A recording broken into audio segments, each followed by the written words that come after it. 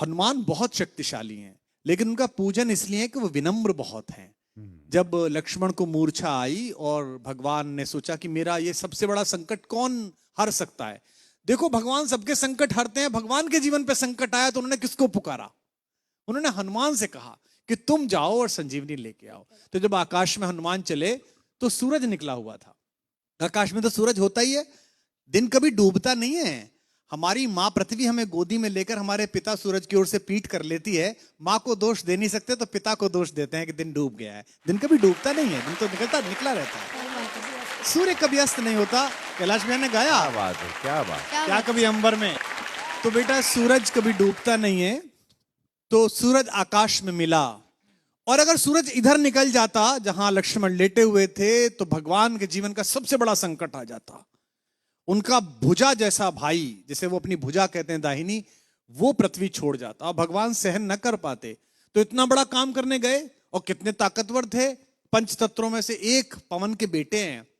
सूरज से मिले तो उन्होंने कितनी विनम्रता से बात की। रवि भाई, सूरज से बोले, हे सूरज इतना याद रहे संकट एक सूरज वंश पे है।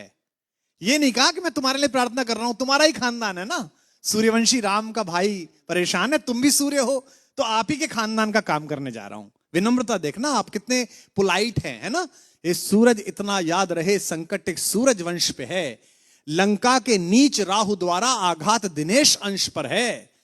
मेरे आने से पहले यदि किरणों का चमत्कार होगा तो सूर्यवंश में सूर्यदेव निश्चित ही अंधकार होगा। कितना प्यार से बोल रहे हैं देखो आप।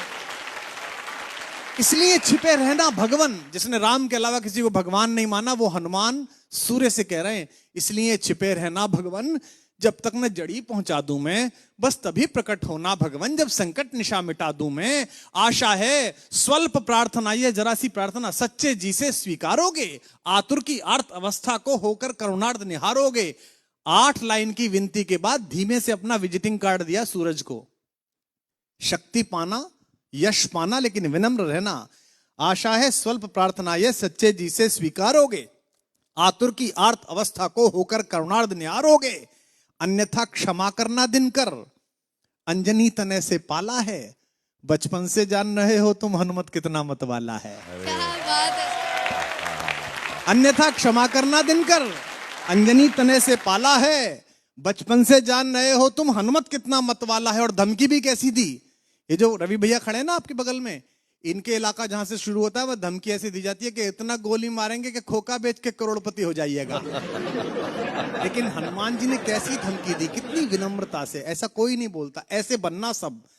आशा है स्वल्प, अन्यथा क्षमा करना दिनकर, अंजनी तने से पाला है, बचपन से जान रहे हो तुम हनुमत कितना मतवाला है। मुख में तुमको धर रखने का फिर वही क्रूर साधन होगा, बंदी मोचन तब होगा जब लक्ष्मण का दुख मोचन होगा। स्वर में स्वर भारत, शनिवार और रविवार सुबह 10 बजे, ZTV और ZEE5 पर।